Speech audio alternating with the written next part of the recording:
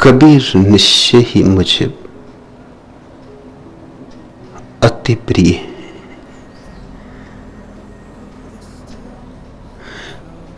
कारण बहुत हैं।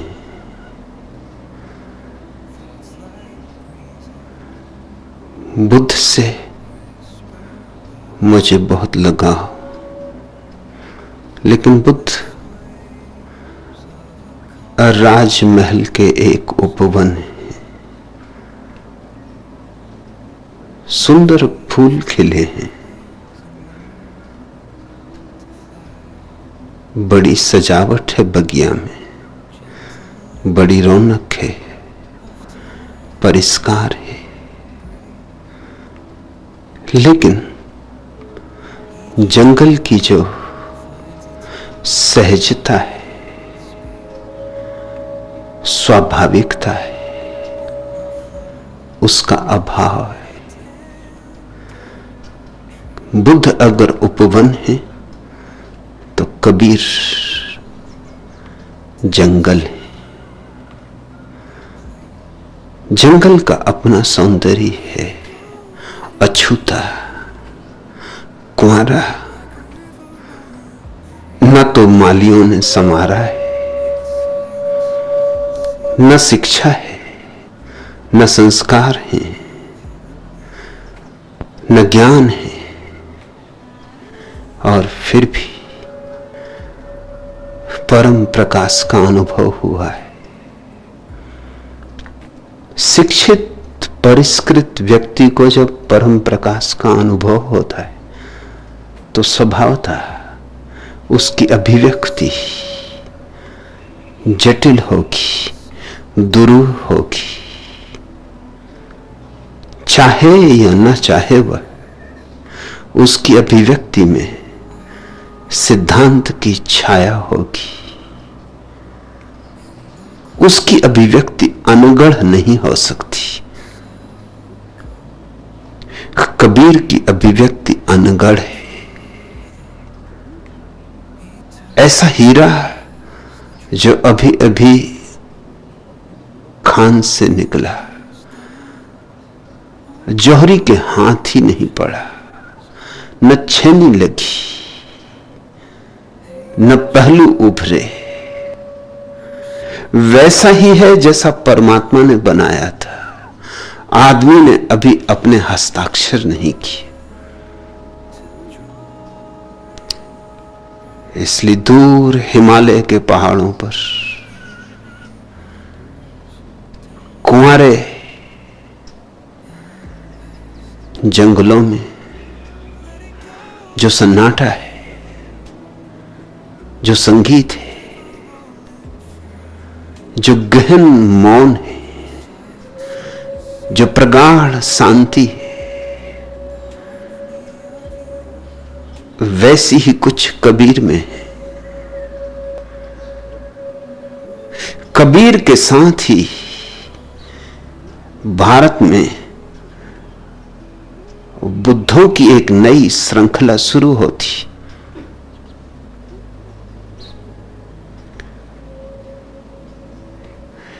नानक, रैदास, फरीद, मीरा, सहजो, दया, ये एक अलग ही श्रृंखला है। बुद्ध, महावीर, कृष्ण, ये एक अलग ही श्रृंखला है। बुद्ध, महावीर और कृष्ण राजमहलों के गीत हैं। कबीर, नानक, फरीद झोंपड़ों में बजी वीणा है। राजमहल में गीत का पैदा हो जाना बहुत आसान,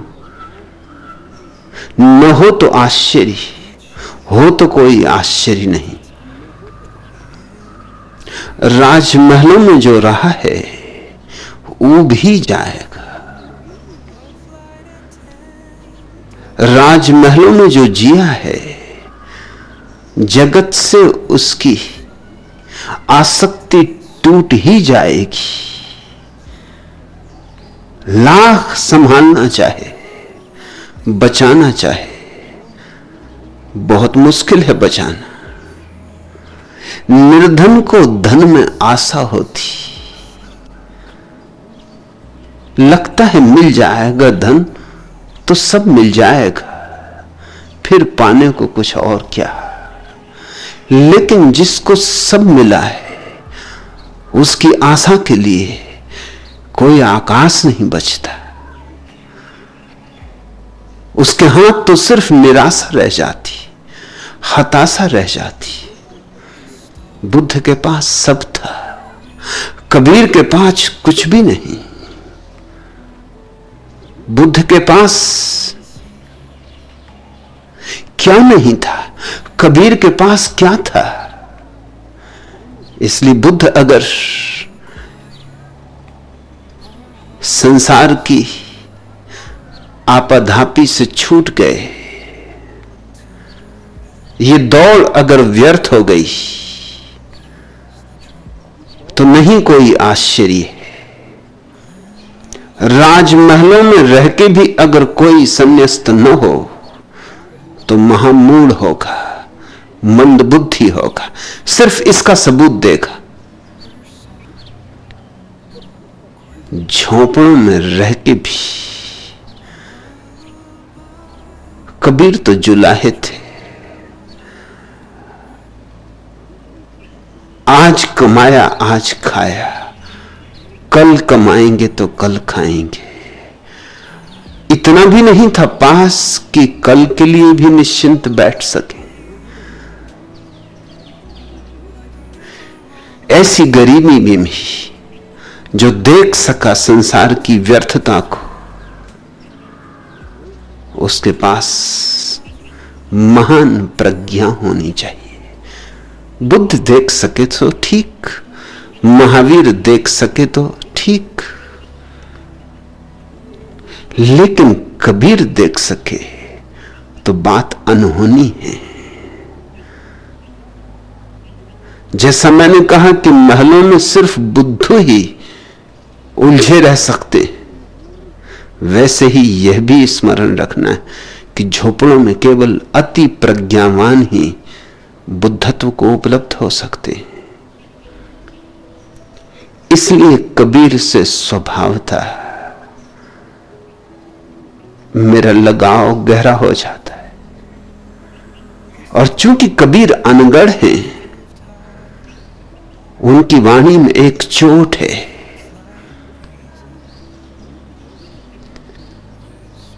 बुद्ध की वाणी सुकुमार है, फूल जैसी कोमल है।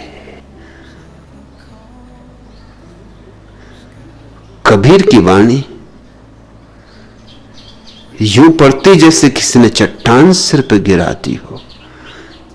कबीरा खड़ा बाजार में लिए लुकाठी हाथ,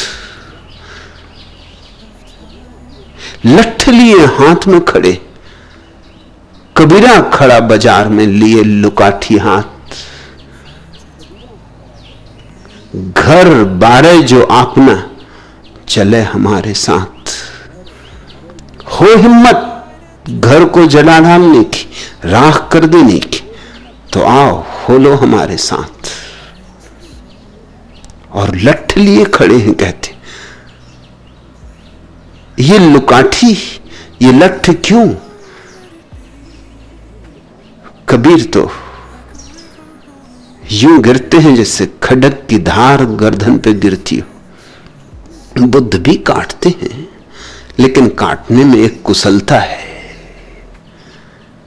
एक तरतीब है, एक कला है, सूक्ष्म मार है। और कबीर तो सीधे सीधे उठाते कुल्हाड़ी और दो टुकड़े कर देते। तो कबीर के वचनों में आग है, आग्नेय है उनके वचन। बुद्ध के वचनों में कोई शीतलता भी होगी,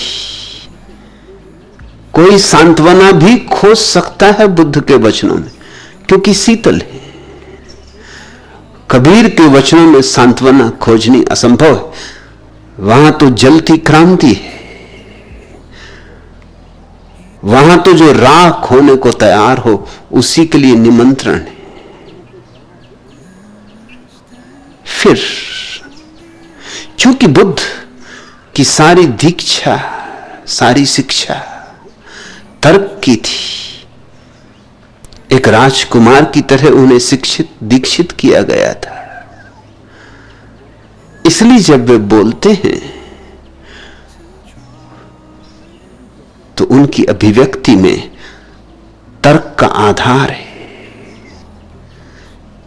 दार्शनिकता है, गणित है।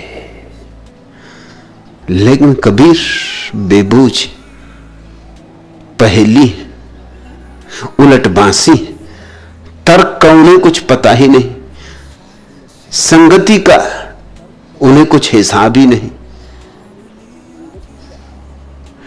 चूंकि संगति बिठाने का उन्हें कुछ पता ही नहीं है, इसलिए सत्य उनमें जिस परिपूर्णता से प्रकट हुआ है वैसा बुद्ध में नहीं हो सकता। बुद्ध में तो सत्य कट छट के आएगा, निखार लेके आएगा। सत्य ऐसा आएगा जो तुम्हारी बुद्धि को रुचे, पचे। सत्य में बुद्ध के साथ राजी हो जाना बहुत कठिन नहीं। बुद्ध की पूरी प्रक्रिया बुद्धिवादी है, रैशनल है। इसलिए बुद्ध ने उन सारे प्रश्नों को ही कभी उठाया नहीं, इनकार ही कर दिया, उन प्रश्नों को अव्याख्य कह दिया। जिन प्रश्नों में विरोधाभास अनिवार्य है, जिन्हें कहना हो तो कबीर की उलटबांसी ही कहनी पड़ेगी। जैसे कबीर कहते, एक अचंभा मैंने देखा, नदिया लागी आग। बुद्ध नहीं कह सकते। अचंभा उन्होंने भी देखा है, नदियां में लगी आग उनने भी देखी, लेकिन बुद्ध कह नहीं सकते। ये उनकी शिक्षा दीक्षा रोकेगी कि ये कैसे कहूं, प्रमाण कहां से लाऊंगा, तर्क कहां से जुटाऊंगा, ये बात तो देखी। इसलिए बुद्ध कहते हैं मैं विधि बताऊंगा कि तुम्हें भी ले चलूं उस नदी के किनारे, फिर तुम ही देख लेना, देख लोगे तो समझ लोगे। मगर मैं ना कहूंगा कि नदियां में आग लगी, वो बात ही मत पूछो। चलने की राह पूछो, पहुंचने का मार्ग पूछो, विधि पूछो, विधान पूछो, मगर यह ना पूछो कि वह अनुभव क्या है।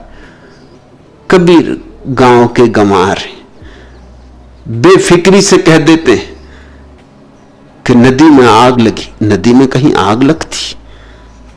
विवाद करने बैठोगे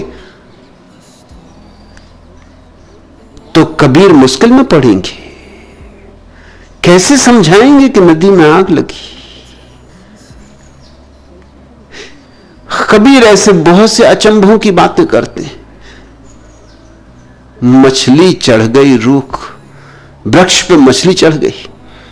मछली के कोई पैर होते हैं कि वृक्ष पे चढ़ जाए? कभी सुना है, देखा कि वृक्ष पे मछली चढ़ जाए? लेकिन कबीर जब कह रहे हैं तो उनका प्रयोजन, लेकिन प्रयोजन तर्कातीत है। मगर कबीर को फिक्र कहां कि बात तर्क में बैठती या नहीं, गणित के ढांचे में समाती या नहीं। कबीर को चिंता ही नहीं। कबीर को कोई ऐसी शिक्षा दीक्षा नहीं मिली जिसमें ढांचे में बिठालना हो। चौखटों में तर्क के बिठाने का उनको कोई स्मरण ही नहीं। अभी अभी पश्चिम के कुछ चित्रकारों ने अपनी कलाकृतियों में फ्रेम लगाना, चौखट लगाना बंद कर दिया है। पूछे जाने पर उन चित्रकारों ने कहा कि जगत में किसी चीज पर कोई फ्रेम तो होती नहीं। जैसे तुमने एक सूर्यास्त का चित्र बनाया,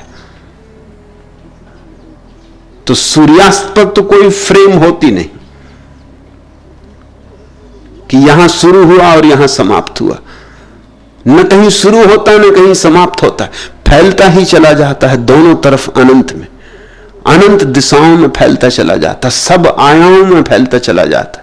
लेकिन जब तुम चित्र बनाओगे तो तुम्हारे कैनवस की तो सीमा होगी, फिर सीमा ही नहीं होगी। तुम चित्र को फ्रेम भी दोगे, सुनहला, सुंदर, बेशकीमती, और फ्रेम देते ही इन चित्रकारों का कहना है कि तुम्हारा सूर्यास्त झूठ हो गया। असली सूर्यास्त पर तो कोई फ्रेम न था, कोई चौखट न थी। तुमने ये चौखट कैसे जड़ दी? तर्क भी एक चौखट है, सुंदर चौखट है, बड़ी सुनहली है,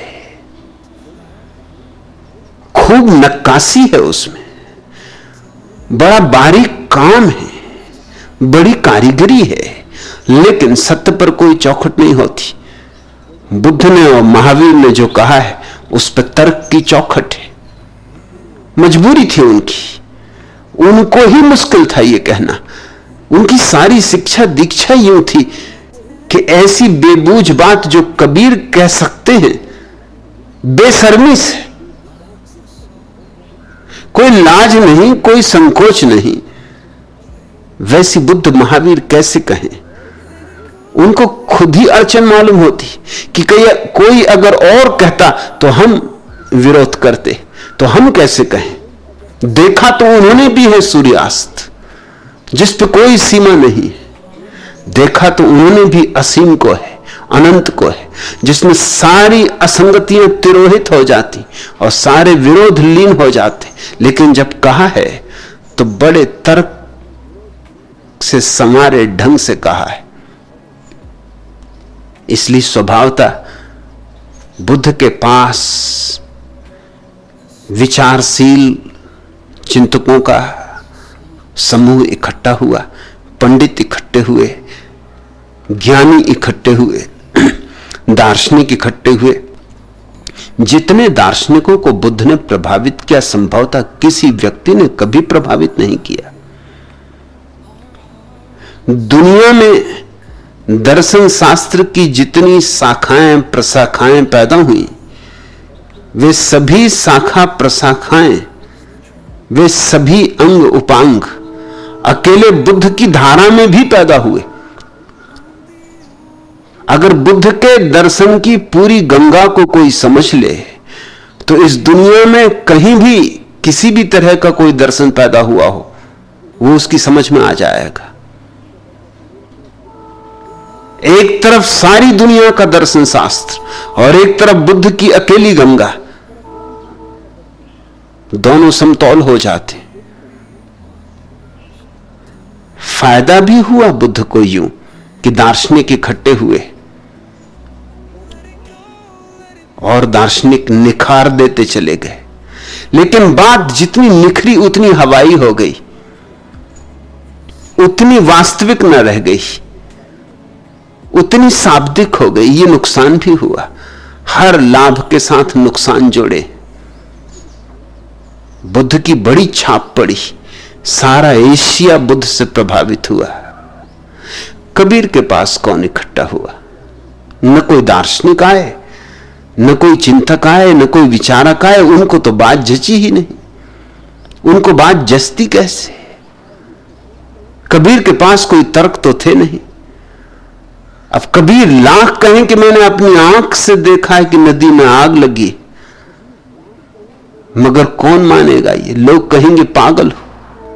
हां, लेकिन दीवाने इकट्ठे हुए तो नुकसान एक हुआ कि दार्शनिक ना आए, चिंतक ना आए, विचारक ना आए, पंडित ना आए, लेकिन लंबे अरसे में यही नुकसान लाभ का सिद्ध हुआ। दीवाने आए, मस्ताने आए, परवाने आए, होश गंवाने आए, एक और ही तरह के लोगों की जमात बैठी। तो कबीर के वचनों में एक अखंडता है, एक परिपूर्णता है, लेकिन जब भी किसी चीज में परिपूर्णता होगी तो उसे तर्क के पार जाना पड़ेगा, उसे तर्क की चौखट को पीछे छोड़ना ही छोड़ना पड़ेगा। इसलिए कबीर से मुझे प्रेम है। और कबीर ने फिर एक नई धारा को जन्म दिया, उजड संतों की धारा।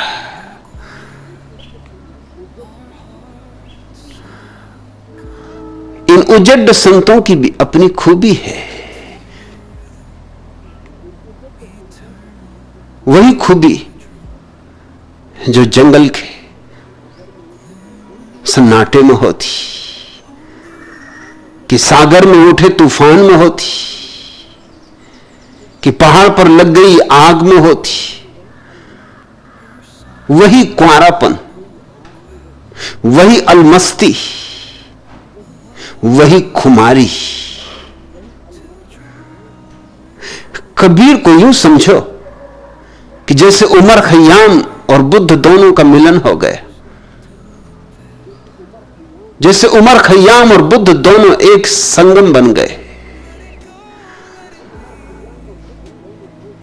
तो कबीर ने अलमस्तों की, फकीरों की, फकड़ों की एक अलग श्रृंखला को जन्म दिया। उस श्रृंखला में भाषा भी अपने ढंग से बनी। उस भाषा को भी एक अलग ही नाम मिल गया, सधुक्कड़ी। सधुक्कड़ी भाषा में फिर कोई तर्क नहीं पूछता। तर्क पूछना हो तो दार्शनिकों के पास जाओ, कबीर के पास तो सत्य को पीना हो तो बैठो। कबीर को